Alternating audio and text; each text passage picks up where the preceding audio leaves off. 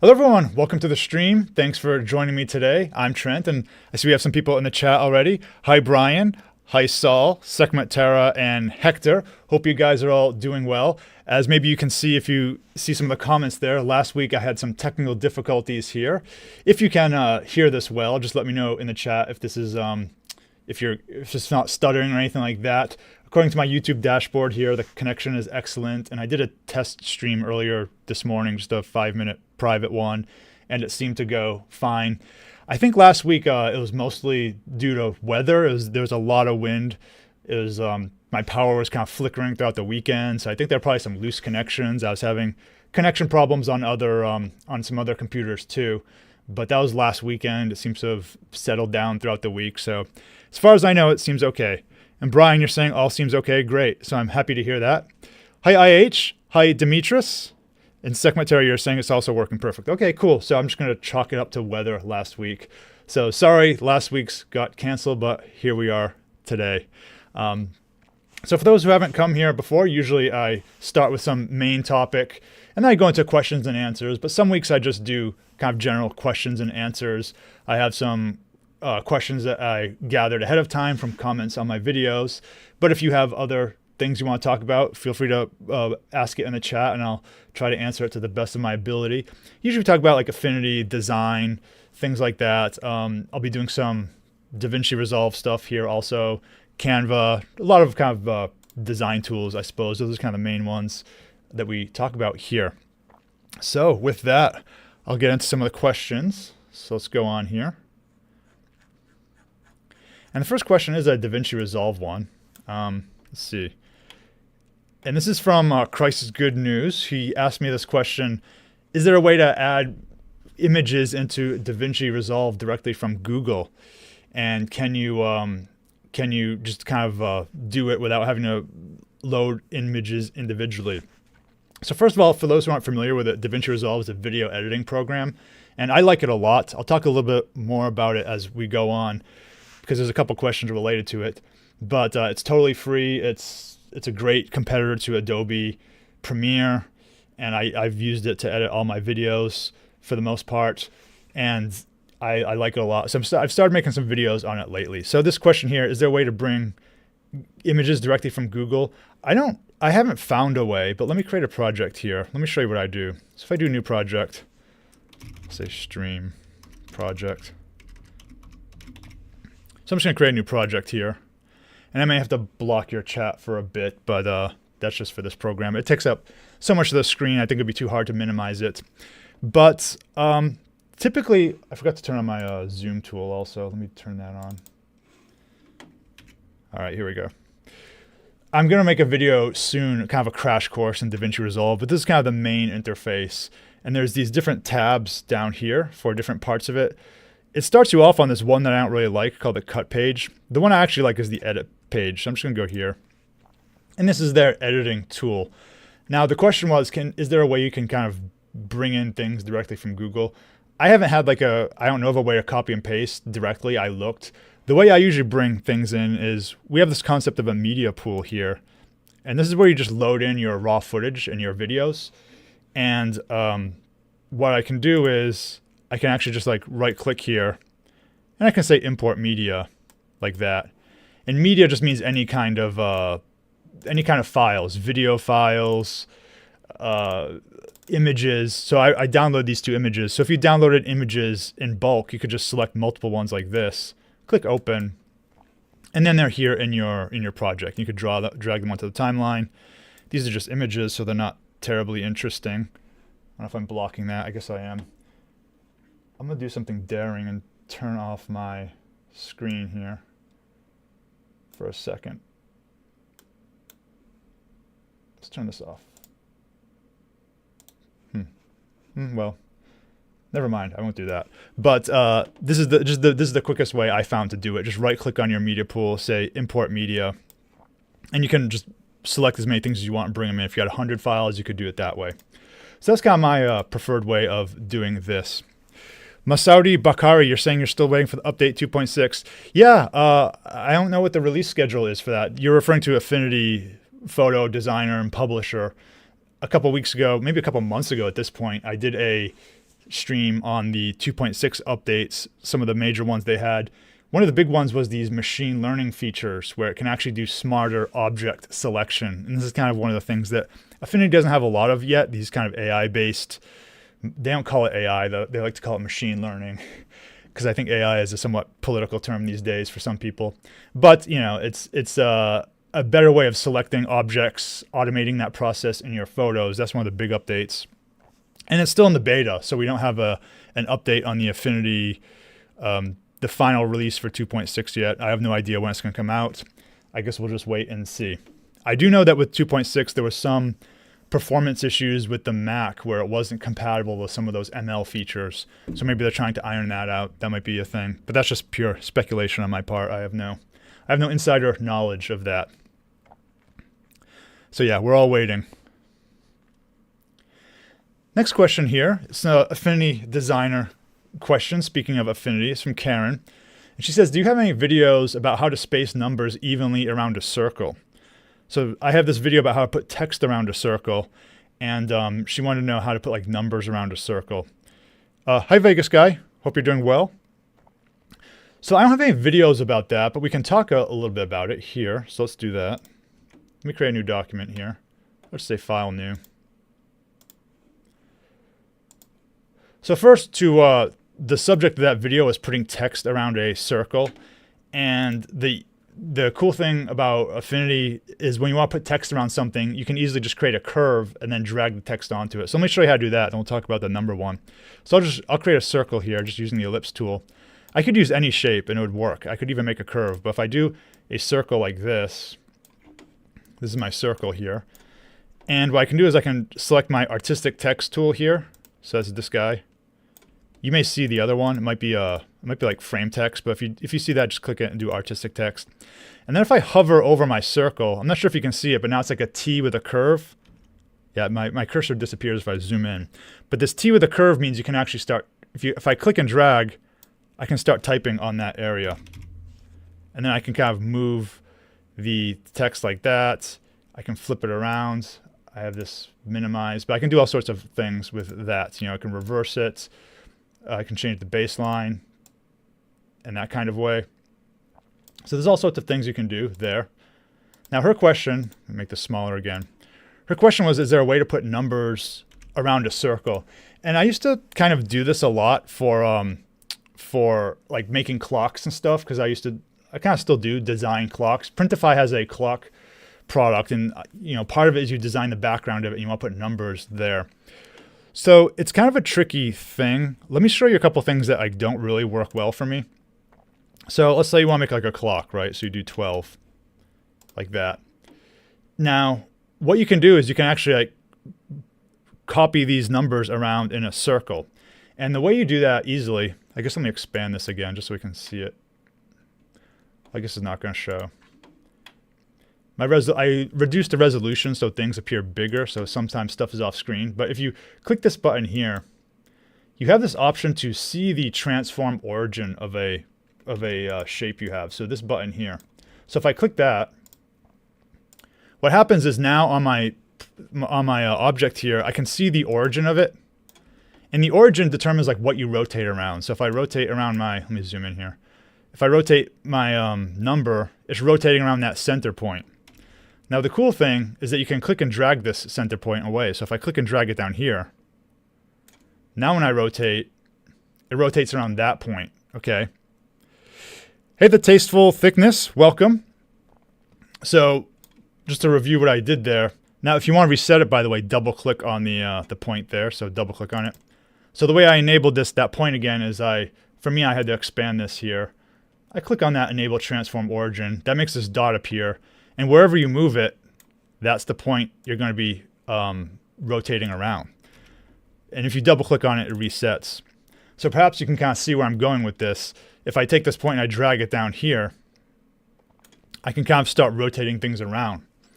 Now a cool thing is this option called Power Duplicate. So what I'm going to do is with this number selected here, I'm going to press Control J. And what that does is it duplicates the layer here. So now I have two 12s. And what I can do is I can actually move it. Let me turn on the snapping. I can move my second one around a little bit like this. And now I have a copy like that. Okay. And if I press Control J, it'll just repeat the last operation you did. So if I do this again, it'll keep repeating it around. So I'm pressing Control J. And it's repeating that rotation. It's copying and repeating that rotation option I did before. So I can keep going around like so. So here we have numbers around a circle. And as you can see, they're rotated differently. So what we could do now is, with this selected, I could double click on this.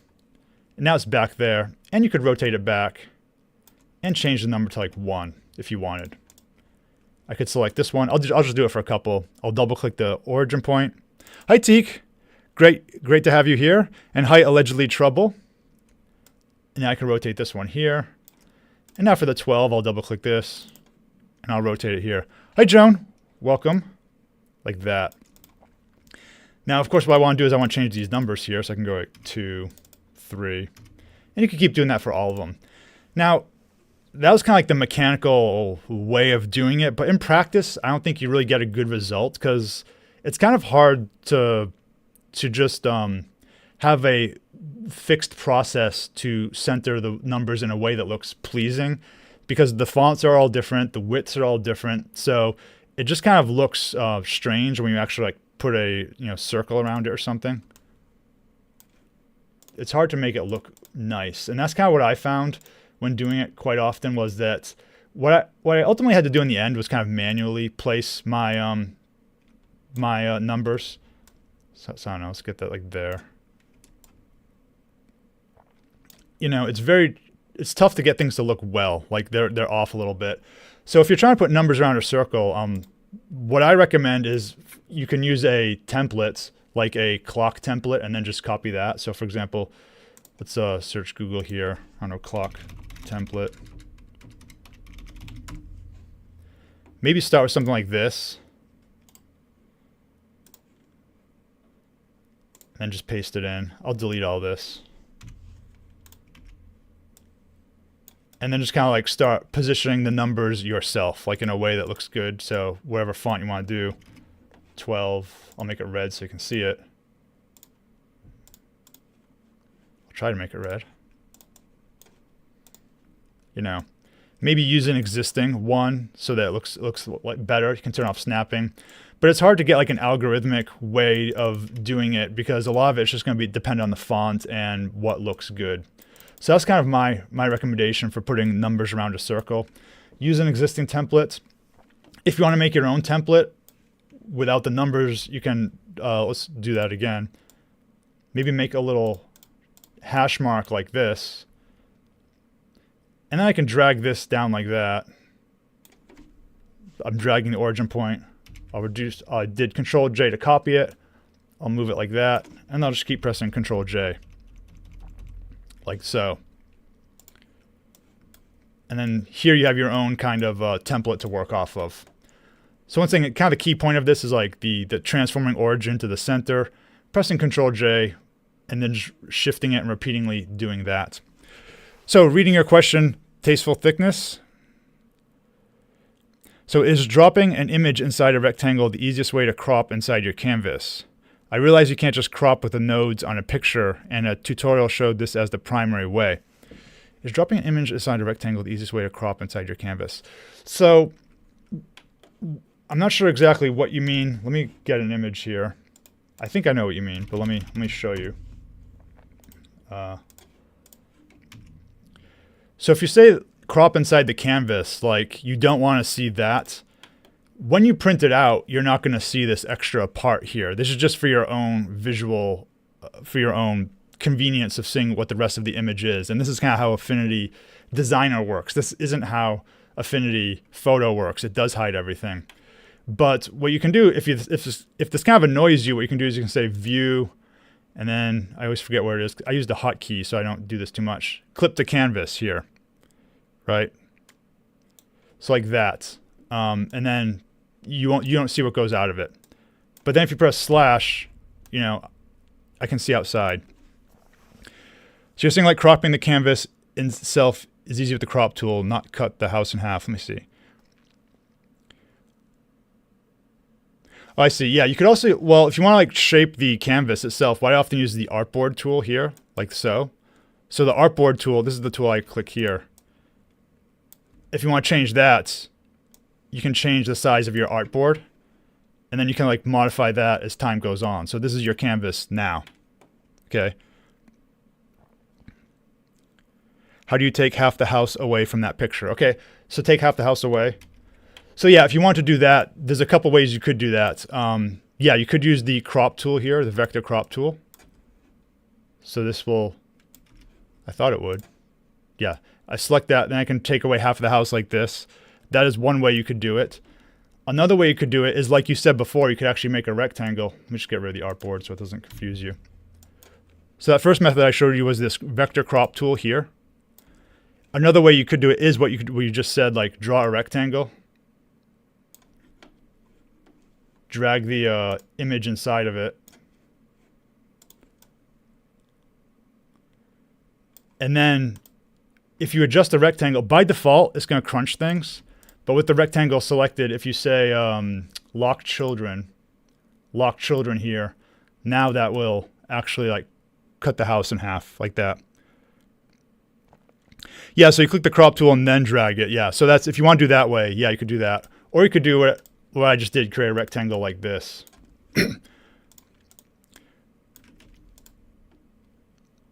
Hey Dandy, hope you're doing well. No problem spelling my name wrong. I mistype things all the time. Let me show you one other thing here. So on a related note, you know, if you wanted the house to be, let's say, inside another shape, it works with any type of shape you can make. So let's say I wanted to do like some type of heart or something. I could make a heart, and then I could drag my house inside the heart and position it that way. You know, so that's another way to do it. Oh, you're using Affinity 1.1. Yeah, I don't really recall like what the limitations are in that version. I'm on 2.5 or something like that. So it is different. I'm not sure if that has the same operations, but that's basically the way I would do it. So yeah, like I said, you could use the vector crop tool. I'm sure in Affinity 1.1, this other shape method works where you take a shape and you drag the image into it. So this is the image here of my house. And I just drag it onto the name. That's important. Drag it onto the name, not the icon here, and it will fit in your shape. And if you want to change things, if you want to make sure you can change the shape, make sure you enable with the shape selected. Make sure you turn on lock children, so you can move the shape independently of your house. So that's that option, the lock children. So I hope that helped a little bit. All right, so that's some Affinity Designer stuff. Let's see what's next. Got a question from MTM. Longtime viewer says, can I use my PC fonts on Canva? Yeah, you can if you have the original font file. So if the font file is like an OTF or a TTF, on Canva, you can upload your fonts there. Let me bring up the Canva page. So for those who don't know, Canva is like a web-based design tool. Oh, it's so small. Let me make it bigger. So this is Canva. And there's a way in the Pro version, if you go to the brands here, that the crown means it's the Pro version. So it's the paid one. You can actually upload your fonts. So if I go somewhere, if I go to brand templates, somewhere in here, you have to create a brand kit, and then if you go in there, you can actually upload fonts here. There's a place where you can upload them. Yeah, add new. So then you can add fonts, and you can upload them. But you have to have the font file. And in general, they seem to work in Canva, the ones I've uploaded. I haven't uploaded a ton, because most of the time I use Affinity Designer, but the rare times I need to use Canva for something, I'll use if I need to upload a font, it's worked here. So you can use it. You just need to have the OTF file or TTF file. And if you're curious what those look like, those would be like I downloaded this from Creative Fabrica. But if you go into like a file, you'll see these types of files here. These are font files.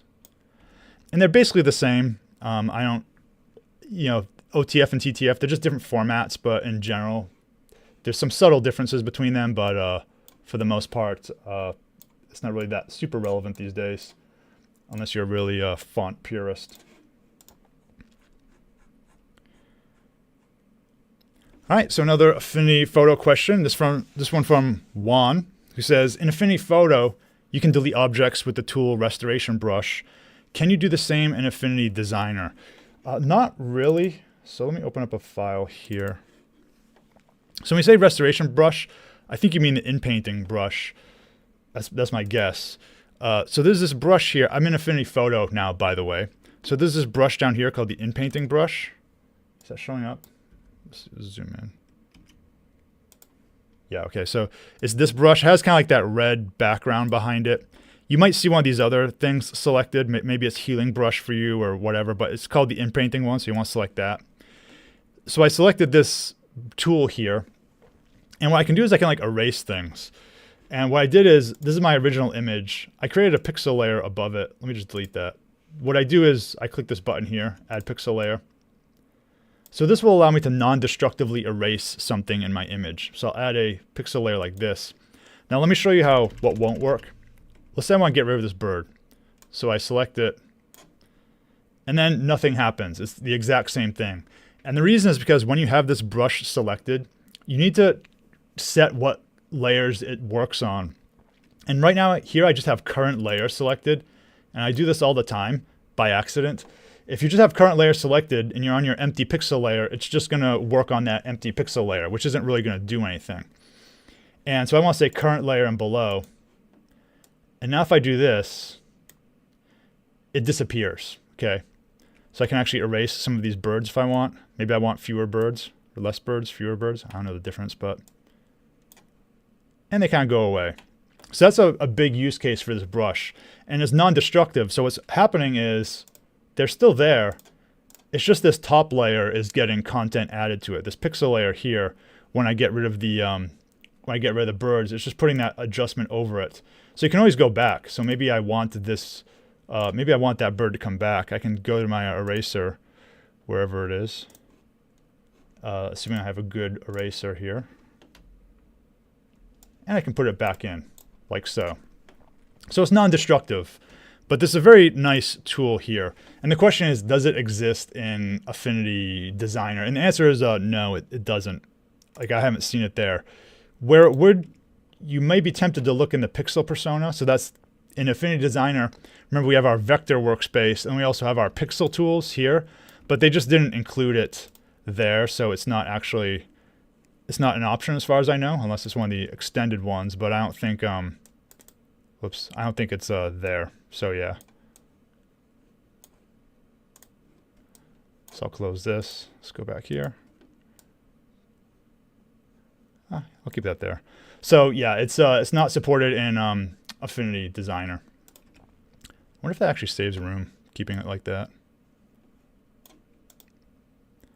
I'll dock tools. All right. So it's sometimes it's kind of arbitrary what tools are in Affinity Designer versus Photo versus Publisher, but it's just kind of the way it is. Reading your question, Tasteful Thickness. You watched the all layer adjustments video. Glad it was helpful. Yeah, I made that one almost a year ago, maybe. I can't remember when I made it, but it was a while ago, maybe over a year ago. Another DaVinci Resolve question here. So I get this question a couple times. Do you use DaVinci Resolve to make your videos? And if so, how do you add pictures to the circle? So this is an example of what my videos look like with my image here in a circle. And it's from Briera here. So the answer is yes, I do use DaVinci Resolve, and I do that with the circle. Hi, Mustafa. So let's go into DaVinci Resolve, and let's look at how to do that. So this is question 5. Let's delete these. Excuse me. I'll delete this from my timeline. So once again, I'm just going to import a video. I'll just import some video here. Let's take these 2 videos. So So I'll drag one onto my timeline here. Let's take the space station video. So it's just kind of a thing, video of a space station. And let's take another video on top of it. Excuse me. Kind of a dry throat. Now let's say I want to have like this guy be a circle in the video below it. One thing you can do is there's kind of the easy cropping way, which is I can have my image, my video here selected, and then with the inspector tab open, these are, if I click inspector, which I already did, but I'll click it again, that's going to give me like options here for all the stuff I can do on my selected clip. So if I select this one down here, the inspector now is referring to this video. But if I click this one, it's for this video here. And if you scroll down, there's all sorts of options here. I can rotate the video. If I click the circle, the arrows here, it resets the transformation. So I'll reset that. But going down here, there's cropping. So what I can do is I can actually crop it left. I can crop it right, top, bottom. And then I can even, using transform is how you move the clip around. So I can drag the numbers there to move him around. There's also this transform option here, which lets you do some things. It doesn't let you do everything, but for quickly moving things around, it's actually easier to do that. So I can go and, when I play my video, that's a basic way of getting a picture-in-picture effect. So it's pretty nice. Now, let me show you a better way of doing it. So the way I do it in my video is I use an effect, and I always forget like the exact letters for it, but it's called DVE. So let me close the media pool here. So in DaVinci Resolve, you can add effects to your video. So if I click effects here, there's like tons of stuff available to me. So if I scroll down, all sorts of effects like blurring. If I hover over it, you can see the preview of the effect. So if I want something to be blurred, I can do that. What other filters are there? There's other stuff like, some of these are the paid ones, but let's see what the other effects are. Okay, binocular effect. Some of them are kind of just, for fun purposes, I suppose. Comic book effect. We have that. So one I like is called DVE, and it doesn't look that impressive at first, but it's a very nice way of doing a picture-in-picture effect. So I type, usually what I do is I type the term I want to find here, DVE. That's the name of this effect. So I'll do is I'll click and I'll drag it onto my guy here. And you can see it automatically applies, let me zoom out, this picture-in-picture effect to my to the clip here. And it's super customizable. So with the clip selected, I can go to my inspector tab again. And before we were on this video tab, but when you add effects, you want to go to this effects tab here. And then because I added the DVE, you see this DVE option. And if I scroll down, there's all sorts of options for changing well, I can do the rotation. I won't do that though. I can do, perspective. I guess by default that doesn't do too much. But there's all sorts of things you can do. And the cool thing is you can still crop it again. So these are the border options here are really the powerful ones. So let's change the border color. Let's make it maybe like blue or something. I'll say okay. I can also do the width and height. So I'll do this. And I can do the radius, and that will give like a round corner there. Now I want to move this guy within it, so let's make it smaller again. But you can kind of customize this as you like. And this is kind of the core of the way I do it. Let's see if I can center him a bit, like that. Maybe I want it to be white instead. So now I have this picture-in-picture effect like this, like so. And my computer is slow for a bit, but yeah, like that. And I can move it around. Let's say I want to put him down below. Like that. So let me zoom in a little. So that's the basic effect for the picture-in-picture. That's the way I do it. I use this filter called DVE in DaVinci Resolve. And I find that the easiest way. And I actually made a video on this. It's coming out soon. It's not out yet. So if you're curious, that will be out momentarily within a week or so. But yeah, I do use DaVinci Resolve to make the videos. And I use the DVE effect to create the circle like that. Bob, did I study graphic design in college? Are you self-taught? Yeah, I'm self-taught. Yeah, So no formal training in graphic design. I studied computer science in college.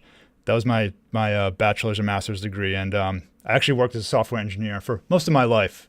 So the graphic design stuff and all that I kind of taught myself for the last several years because I found it interesting. So that's my little bit of my background. Pseudo build. Hi. Yep, you didn't miss much. Thanks for joining. All right, question 6. So this is kind of an intersection between DaVinci Resolve and Affinity. I made this video about how to remove the green screen in DaVinci Resolve, and Elliot Coben asked, he does a green screen for his portrait work, so photography, still photography, and he wanted to know if Affinity Photo also has procedures for removing it. He says, is there a way that's as efficient as DaVinci Resolve? Yeah, there's some ways you can do it. Let me open up an image here. Whoops. Let's open up an Affinity Photo. So there's a couple tools you can use for it. One is an HSL mask, and that's one of the advanced masks. So I have this image here with a green background, and I'm in Affinity Photo, just to reiterate in case you didn't catch that part. Down here we have our masks. And there's also, if you right click on it, you have additional options. So one is called a hue range mask, like this. So the hue range mask means that you will be able to select a band of color. So if I select this, you can see I have this color wheel here, and these dots kind of show the range that you're selecting. You can actually do invert also because we want the opposite. So I'll do invert. Now if I move this around, you can see this is the color it's filtering out 100%, and that's kind of fading out a little bit, the colors as it goes this way. So we want this green to be filtered out, so we can kind of select it like so. And we can tighten up the edges if we want. But that's one way you could remove the green screen effect like that. Now there's also going to be like a little bit of like color spilling, so that's not always a way to do it. So if I zoom in here, it can be not as good. So let me delete this. Another way to do this, to remove the green screen background, is to do a selection, and then what happens is the selection tool can actually do some color decontamination. So let me show that for you. So I have this selection brush tool here. And I do have a video a couple weeks ago, maybe a couple months ago, I did a video. It's called Color Decontamination. Actually, yeah, I do want this. Okay. And it goes into this in a little more depth, but I'll show you here. So I'm selecting this person.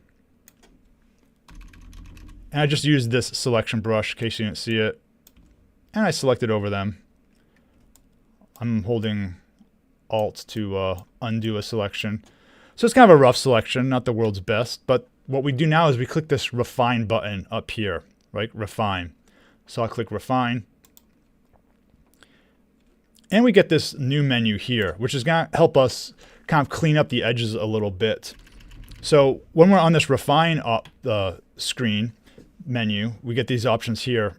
I'm going to have the brush set to matte. And what that means is when I brush over the edges, it kind of tells Affinity to look more closely at the border. And you can see it helps clean it up a little bit.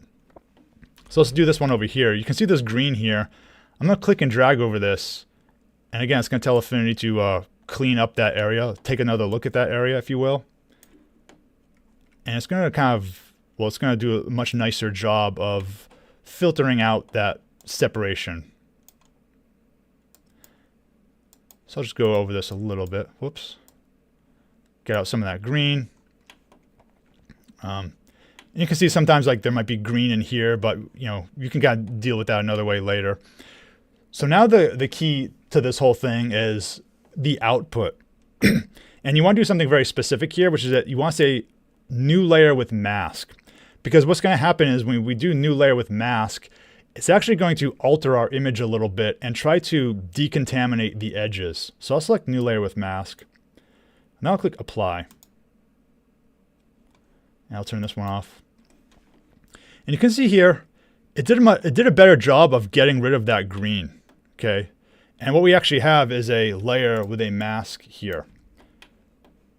So we refine the edge, and then it helped filter out the green on the side a little bit more. Now, the reason it looks a little bit better is because if I turn off this mask, this is what it actually does to help fix the edge. So you can see it added in all this extra coloring to help get rid of the green. So when you do a output as a new layer with a mask, it knows that, okay, this background color is probably bleeding in a little bit to this. So it's going to automatically add in this other color here to correct it, basically, to kind of build out from it. So this is what's happening when you use that tool. And it doesn't look good with the mask not applied, but when you turn on the mask, it actually does a good job of getting out that green because it built in some extra like brown there, essentially. So that'd kind of be my recommendation. I also, I don't do a lot of portrait photography, but maybe, I don't know if green is the best background. You know your setup better than I do. White might be easier for some programs to remove. White isn't going to cast a color onto your subject and things like that. So sometimes, you see this with a lot of movies that don't, look very good with CGI. Is like the background will be removed, but you'll still see like a green glow on the character. Brian, reading a question. How about select sample color? Yeah, let's look at that. I haven't done that recently, but it can work, but sometimes it's a little finicky. So let me just redo that for those who didn't see it. There's this option here, select, and I can say select sampled color. And I can kind of like, if I click on a color, it can kind of try to select it. But, on something like this, you can adjust the tolerance too a little bit. But, I find it a little less useful in this type of situation. Maybe other people know how to use it better than I do. Probably, I'm sure they do. But that one I find a little harder. So if I mask it now, well, select, I guess I'd do inverts pixel selection. I kind of get this effect. So I don't know if there's a better way to do it with that tool. I haven't had as much luck with that tool, as you can see. So that one's a little less easy for me to figure out. But yeah, that's kind of the way I do it, is using the selection and the refine tool and outputting to a mask. But good suggestion. Certainly, I'm sure there's situations where that tool would work better. Just in this image, I didn't find it that helpful. All right. So I got this question: what is the best program for video editing? From Wee Willie. Yeah, so like I said, I like DaVinci Resolve. Let me go to their website.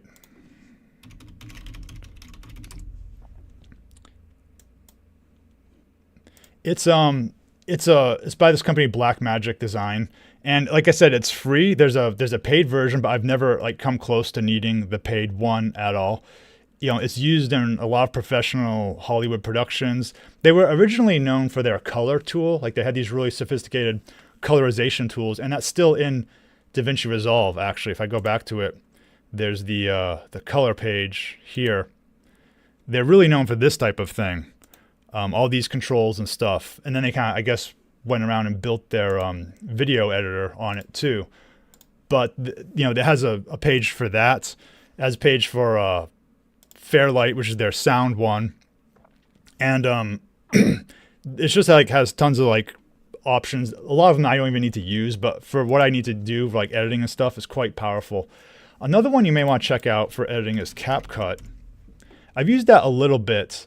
It's much more, in those situations where DaVinci Resolve is overkill, I think CapCut is much simpler. It's designed a lot for mobile too. And it's really nice if you're doing social media or something like that. You want to quickly get some quick, easy edits with some captions and stuff like that. I'd recommend checking out CapCut. Oh, Teak, you're saying they make the red cameras too. Interesting. I didn't know they were actually, I know the cameras, I didn't know they were behind that. So that's cool. Yeah, they're a pretty successful company. I mean, DaVinci is just kind of one of their things. They do tons of other stuff. But I recommend DaVinci Resolve for anyone who wants to kind of learn a heavyweight editing program. Even if Premiere was free, I don't think I would use it if I had DaVinci available, I just find it really powerful. But like I said, if you want something more lightweight, CapCut is one I know a lot of people use these days. It's mobile based. There is a desktop version, but it's primarily used for mobile. And it has like really good, a lot of like quick little AI features, like removing the background here, like you see. It does a lot of captions and stuff, speech to text. So this is a big one on social media because a lot of times people have their phone off and stuff. Tasteful thickness, you're saying another one is source layer range and cut off certain colors into transparency. Interesting, yeah. Is that on the, I'm trying to remember where that option is. Is it one of the selection ones? I haven't used that one too much. For the I know like the color ranges and all this kind of stuff. So like maybe you could change like green or something like that, you know. Let's try that. Select. Color range. So yeah, another option there. Mask it out. I guess I want to invert the selection. So that's another option. Yeah, the source color ranges and things like that. Oh, this one here. The blend options, you mean? Yeah. So let's try that. I haven't tried that, but let's try it. By the way, I know I'm kind of so. That was my answer for the video editing tool. Let's look at this green thing again. So let's look at this. So he's talking about the blend options here. So let's do this. Now I think the only issue with this is that what it's going to do is it's going to take out the green from our entire image. So can I check the channel? So if I do green, like I can do it, but I think the problem is like it's going to also remove the green from, like we have green in here too. Because it's white, so this is like, there's a green element there. So if I get rid of this, it's taking out too much of it. I don't know how to take out the pure green. So that's kind of the issue. The layer range of the cog wheel. Yeah, so I think you're saying the source layer range is that this tool here. So I set it to green. I have to create more nodes. But like what would the...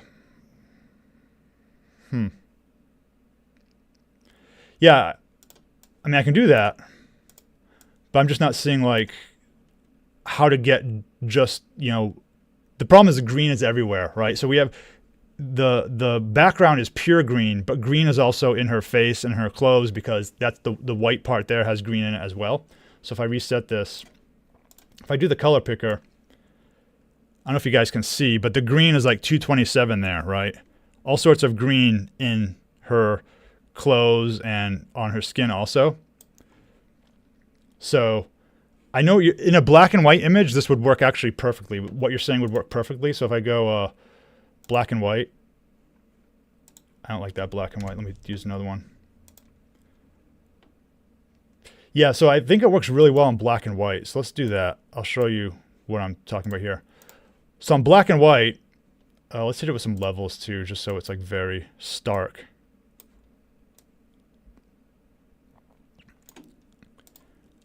I mean, if I had something like this, I wanted to get rid of the gray. What I could do is, I think this will apply to everything.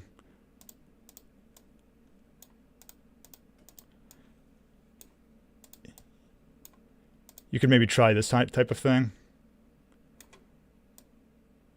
You know, maybe there you could kind of start to do something. In black and white, you could kind of like get rid of certain bands. It's tricky, but you could do it. But with color, I think it's just a little trickier. But yeah, I think it's a good suggestion. You know, it definitely it's a tool that is one when I'm trying to like filter out a background or something. Like if it's pure white, like on a white background, it can definitely help do that. So always open to suggestions for new ways of doing things.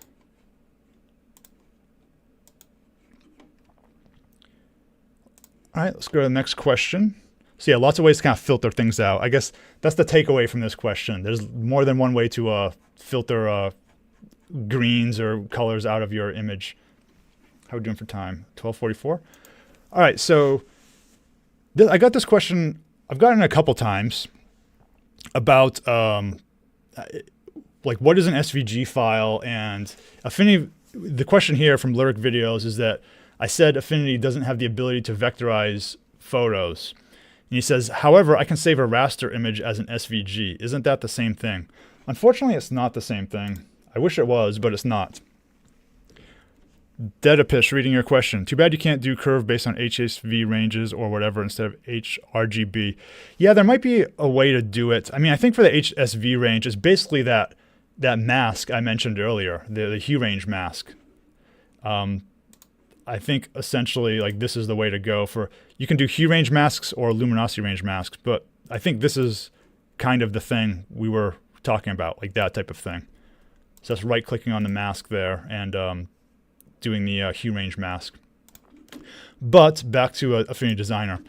So the question is, what's happening when you save a raster image as an SVG file? Well, let's just create an SVG file. So let's do new. And what I'm going to do is let's just start with a simple object. So I'm going to draw an ellipse here. I'm going to make it red. And what I'm going to do is I'm going to export this as an SVG. So I'll do File, Export, and I'll do SVG. And let's export it somewhere. Just put it on my C drive somewhere. Just give me a second. I'll just call it circle.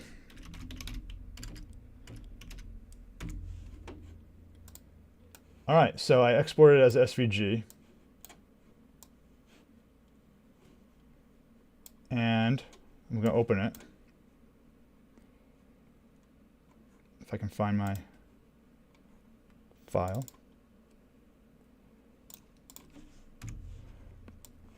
All right, so we have this SVG file, and I just saved that circle. So let me open it with a notepad here. So this is what an SVG file looks like when you look inside of it. And can I increase the size of the text? Zoom. So this is an SVG file, and you don't have to know like what all of it means, but the important thing I want to show you is that this concept here, see how it says circle? That's the circle I drew, and these are basically the center points, and this is our color red here. So when you do an SVG file, when you're putting like simple vector graphics in there, it actually like knows the names of the shapes, and it can give it numerical parameters to describe those shapes. So circle is a predefined type, and it knows what a circle is. It just needs like a center, X, Y, and radius, like that. And it gives it our color. So it's very easy for it to understand those things. We can do another example here. Let me like add in I'll move this, and I'll add in a rectangle. I'll do two shapes at the same time. I'll do a rectangle. Let's make it blue. And I'll do some custom shape here. Like this. And maybe I'll give it a stroke. Let's give the circle a stroke. All right, black stroke. So let's export this. File, export. Let's call it test 2. So let's open this.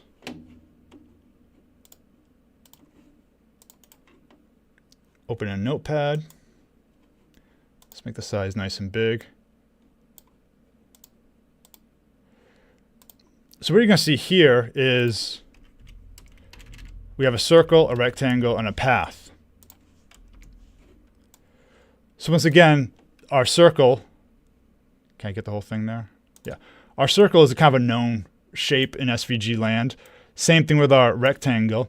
And our custom path is just literally a path here, and it just lists all these points. These are the points I made, okay? So this is kind of how an SVG file essentially works. It can build these simple shapes based on primitive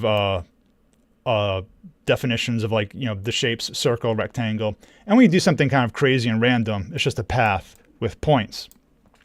So that's the basics of how an SVG file works. Hi, Kara. So I'll get to your question in a second. So that's the basics. Now let's, of course, the big question, what happens when we put an image inside a JPEG file or inside of an SVG file? So let's find some type of image here. Just something on Unsplash, some very simple image. All right, we have this, a cat, okay. So now let's export as an SVG and see what happens. So I'll do File, Export, SVG, test3. Now let's look at our SVG file. Now, if I view the details, right away you're going to notice something, which is that the file I just created, test3, is much bigger. Okay, so you can see the first two files were just the shapes were very small, 1 kilobyte. Now this file is going to be like 2.5 megs. So Notepad. All right, so now what we've essentially done is we're embedding the data of our image inside the SVG file. So our circle up here, very nice. Our rectangle, very nice. Our path is very nice. Now down here we have the image, okay? And it starts with this image data. And now it's just going to be all of this kind of stuff here. And you don't need to know what this means, but this is just the random encoding, probably base 64 or something like that, of our image. So it's just taking the data of our image and it's just sticking it in this SVG file. So it is an SVG file, but this is what your image looks like inside there. So it's not smartly kind of breaking it down into shapes or anything like that. It's literally just converting your image to a text format. Like I said, I think it's probably like some type of base 64 encoding. It is base 64 there. And you know, it tells you what type of data it is, says base 64 encoding, and then it just like lists it all. So you're not really saving it as a vector component. It's just an image, a binary image embedded in your SVG file. And you know, the size reflects that. We have, it's 2.5 megabytes. If I open it in Explorer, it's still just an image. I can't zoom in. If I zoom in, you know, it's not gonna have infinite resolution or anything like that. So unfortunately, to answer your question, yeah, when you save an image as an SVG file, it's not doing any kind of magic conversion to a vector. It's just sticking your image inside the SVG file. So that's kind of what happens these days. So Saul, reading your question, have I ever worked with drawing tablets? Yeah, I had a Huey on Canvas also in the past, and it worked quite well. Teek, I'm just seeing your question. Teek, according to my YouTube dashboard, the connection says excellent. So from my side, it looks good. I'm hoping it's working for other people. But Saul, to follow up on your question, yeah, I had one also back in the day. I can't remember what year it was. It might have been like 2017 or 2016. How do I get that? But it was also like you. It was one of those Huey on Canvas ones. And it was very similar to this. You're saying you have the Canvas 13 Gen 3. I guess this is the one you have. Yeah, I'm glad to hear it's good. I had one of the past ones. Yeah, I spent about the same amount. I think it was very similar. I think it was bigger than 13.3 inches because it was kind of like it was almost like the size of my, size of my 21-inch monitor.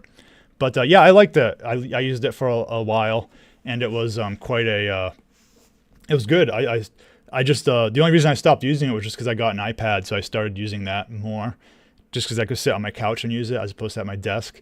But I had good luck with it. So definitely let me know how it goes. I never used it with Affinity Photo. I used it with Krita back in the day because I didn't know about Affinity Photo at the time. But Krita is also a really good program if you want to do digital design. I think you mentioned that earlier in the chat. So that's you know, it's a cool company. So I liked it. Tasteful thickness. If you could just change the suffix, you wouldn't need FFmpeg. For which videos? For one of the for converting things. Teek. Okay, so Brian, you're saying the connection is good. Okay, glad to hear that.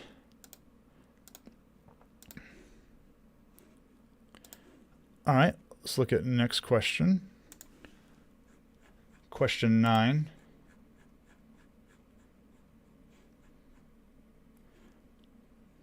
Yeah, Dedipus, good old Krita. Saul, you're saying you'll be installing Krita today. Yeah, I liked it. And I would say just have patience whenever, especially if you haven't used a tablet before. It feels like you have a brick tied to your hand and you think you'll never get used to it. But it's just about putting in the hours, and eventually it becomes second nature and you start to realize how it works. But yeah, at first I was like, I will never be able to use this. And then eventually it just became second nature. Certainly like rotating the canvas and doing all those types of things becomes more important part of the workflow than it would maybe in traditional drawing, where you can't really you can if it's like a notebook, but if it's like an easel or something, you can't actually easily rotate it around. So I got this question from Bob the Guy. Bob, I think you're still here in the chat, perhaps, but you asked, can you do a short video on rasterizing commands and convert to curves when right-clicking? Use cases. Yeah, I can talk about it now.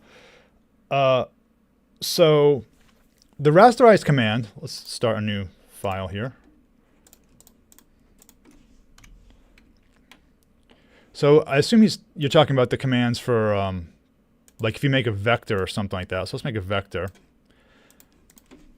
Now the thing is, when you have a vector like this, you have infinite resolution. Like you can literally zoom in forever.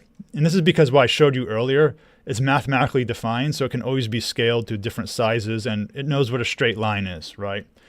But if you convert it to a raster, what's happening is it's going to convert it to a grid of pixels. So if I right click on this, let me duplicate it. Let me call this one raster. Call this one vector. Let's move the raster to the side. So what you can do is you can right click on this and then you can say rasterize. Okay, so this is button here, rasterize. And now what happens is if I zoom in infinitely, let's put these guys next to each other. Notice how my vector is on the left and my raster is on the right. And my raster is just a grid of pixels here. And it doesn't have infinite resolution. If I zoom into it, eventually you're just going to see like the aliasing of the pixels. Whereas the vector will be, again, infinite resolution. But when you actually export it to some type of PNG or JPEG, it's going to be rasterized. It's like, why would you do this? Well, it depends on the situation. There are a couple of situations where if you have lots of effects, it might be slowing something down. So I don't know how many effects I can add to this thing. It's not going to slow down in this situation, hopefully. But, you know, if I add all sorts of things to it, there may be situations where you just want to actually create a raster version of it. And I think the effects will be rasterized here. So if I rasterize this,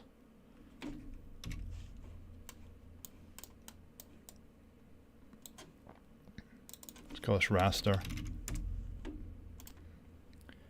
Rasterize. Yeah, so I guess I can do this.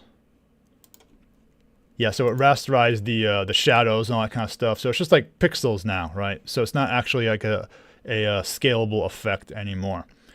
So there's, in terms of rasterizing vectors, it kind of depends on, I wouldn't say you do that too much, but but it's possible you could do it. One of the big use cases though for rasterizing is if you want to actually destructively edit a image. So let me delete this for a second. Let's bring in our cat here. And I think if I do this, yeah, okay.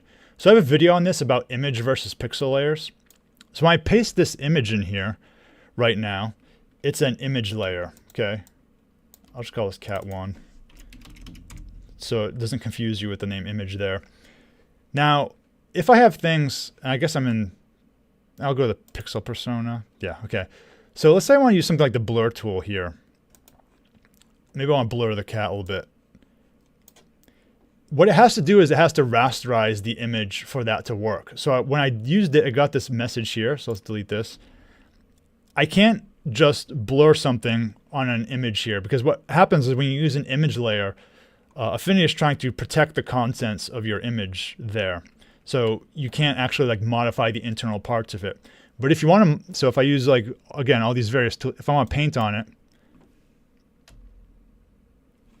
select the paintbrush. Again, it has to rasterize it so I can actually paint on the object there.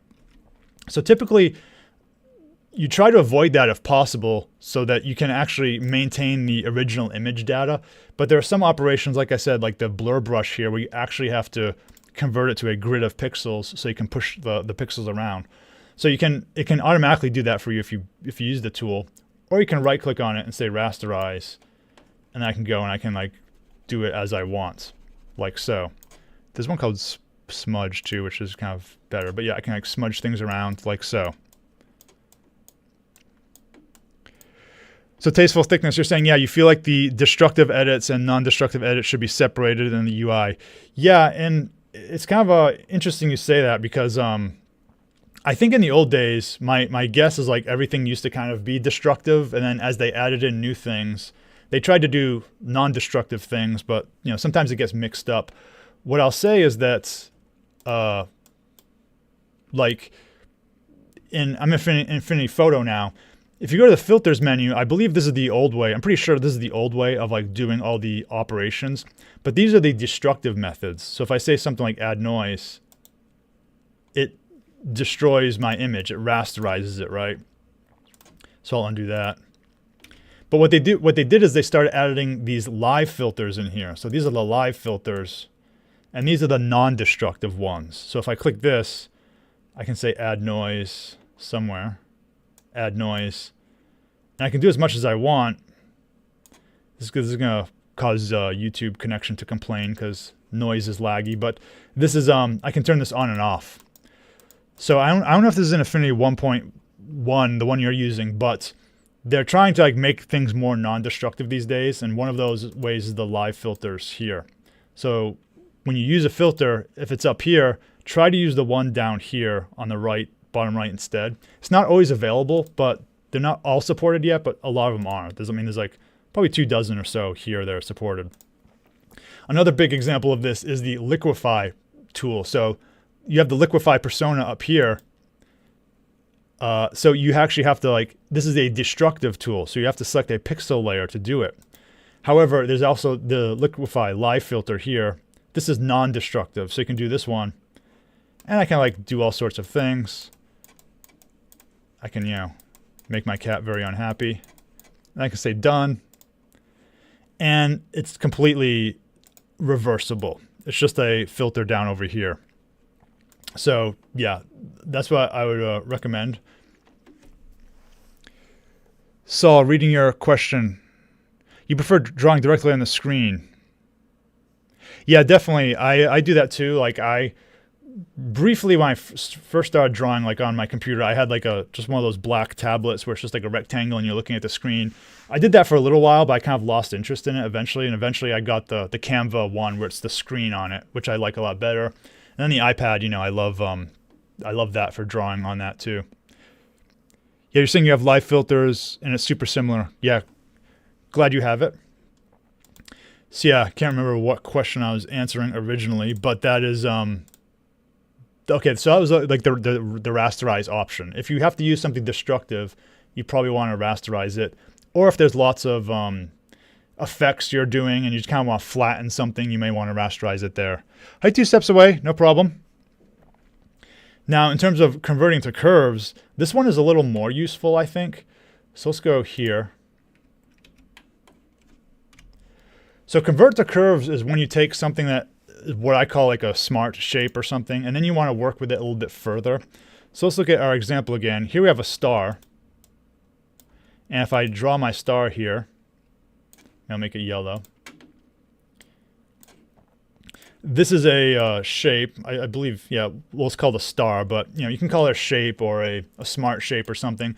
The reason I say smart is because it's Affinity knows what this thing is. So if I look at the top here, it has properties for a star. So I can change the number of points. I can change the inner radius. I can do all sorts of things with it. I can modify how my star looks. Okay, compare this to some other shape I want to draw. So if I do a, what's a good one? The arrow tool is kind of interesting. So the arrow tool has different options. I can change the way the arrow looks. I can change the thickness of it. So these two shapes have different properties up here. Now the thing I can't really do well with this is use the node tool. So if I go to the node tool, there's specific controls for the star, but there's not generic controls for just modifying a vector. So let me delete this one. So what I can do is I can copy this. I'll just hold Alt and drag. What I can do is I can convert this to curves. So there's a couple of ways I can do it. I can right click on it. I can say convert to curves. And now I have this here. Okay, so compare this one on the left with these to this one over here. So this one I have all these options. The one over here that's converted to curves, it's not specifically, it doesn't have any of those star properties anymore. It's just points that I can move around as I like. And then maybe this is what you want to do, right? But if I select it up top here, it's just, I don't have any of those specific star abilities anymore. I can't change the number of points easily. I can't do all those types of things. So now, this is kind of, I would say you can't convert it to curves when you want to do more custom specifications to it. So Bob, if you're watching, if that makes sense, let me know. But that's kind of the main difference here. So if I want to like maybe distort this, I want to like make some special customizations for this, right? I can go forward like that. And that's kind of one of the main reasons you convert to curves. Another big reason is if you're using fonts. And this is actually a major one I do. So let's create some text here. And let's pick some cool fonts. I don't know what's considered cool, but let's see. Let's find something here. Just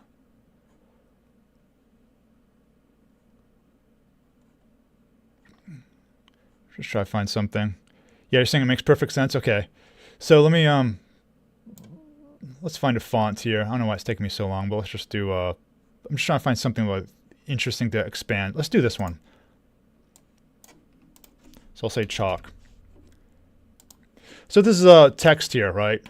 Like you can, yeah, Comic Sans. I should have used that. Yeah.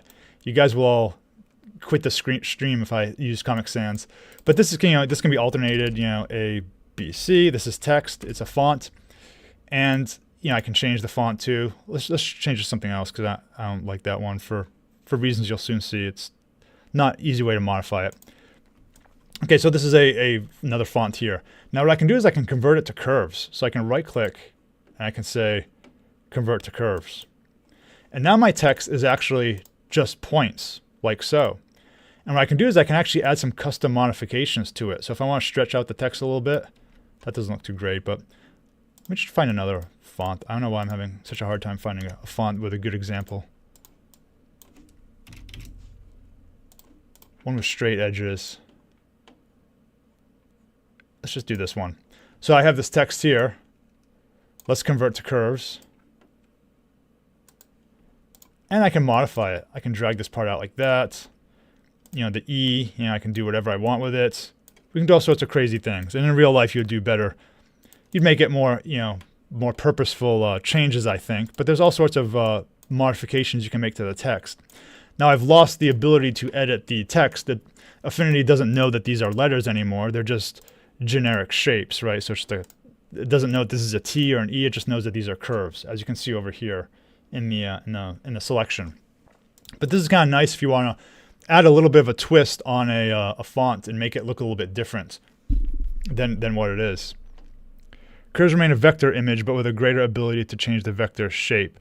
Yeah, so curves are a type of vector. Yeah, it gives you like precise ability to change the points of it, the points like the nodes and all that kind of stuff. But you lose some of that smart ability. I keep saying smart, but it's like those specific properties for a shape. Same thing with the text. I have tons of options here to modify this now, like if I want to change these things. But I can't change the word anymore. I can't make it say ABC or something like that. One thing I like to do is, let's start over here. Like I'll create like two versions of text. Like I'll keep my original version. And then what I'll do is if I copy it, then I'll make that like a convert to curves. And maybe I'll like modify it or whatever, So, do things like that, maybe. And then later on, if you want to go back, like, oh, I wanted a different word, XYZ was the word I want to use. And then you can kind of go and, okay, I'll convert that to curves. And then, make your modifications on this how you will. So, like so. So that's kind of one of the main ways. So you said you just turned the star image into a brush with a tutorial the other day. Yeah. Yeah, there's definitely many options in this program. So Bob, that was basically all I had to say about that topic. Let me know if you had any questions on there. The main way I do it is probably the main use case is what I just showed you with the fonts. That's probably the main way I use convert to curves. And rasterize when I have an image object and I need to for some reason make a destructive change to it I'll rasterize it. But I try to avoid it if possible. All right, last question for the day. Let me know if you guys have any other questions in the chat there. Can you help me with making a digital signature? I used to do that with Photoshop, but because I left it, I'm struggling with Affinity. From Novel Media Connector. Okay, Novel Media Connector. Sure, let's look at that. Let's look at this question. So he wants to make a watermark for his image. I assume that's what he meant, like for a digital signature, like a watermark. So let's look at this. So I have this photo here, and what I'll say is, like, for things like this these days, what you want to remember is that if you do a watermark or some type of thing like that, there's lots of programs that can remove it. So it's kind of it's not a foolproof way of getting rid of, preventing theft or anything like that, but it does prevent low effort stealing of your things. So if you want to do it, you can do it, but just know that there's AI tools and stuff that can remove it these days. So let's look at a couple use cases here. Let's do the easiest case. So let's say you have like a PNG logo of your company. So I'll do File, Place, and let's see here. I have some logos that I can try.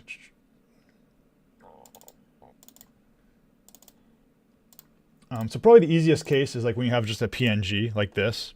So I just placed the PNG here.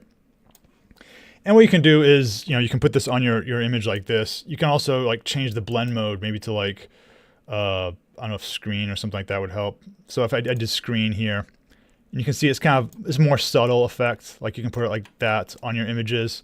That's kind of what I see a lot of people doing these days, like just like a subtle little effect there. But yeah, normally like if it's black like this, you can try screen.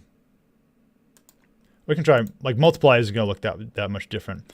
But I'll just do something like that. And you can adjust the levels to make the white stand out a little bit more. So if you want to make the white brighter, like so.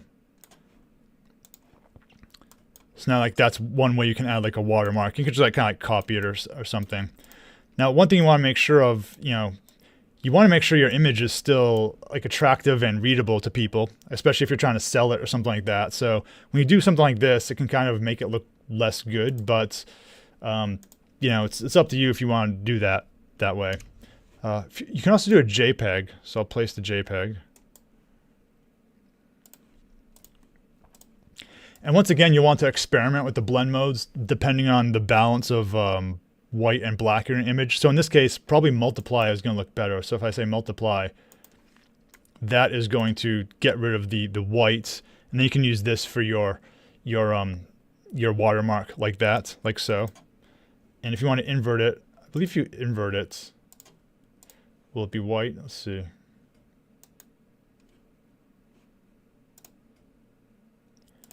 Let's do normal. So then if I invert it to get the white effect there, I could just group it, and I could do screen again. And then I have the white effect there. You can change the transparency too. So the challenge we had here was that the JPEG is always going to have like a background on it. So the way you remove the background is, again, you can either use screen if it's an all black background, or multiply will get rid of a white background. So that's another way.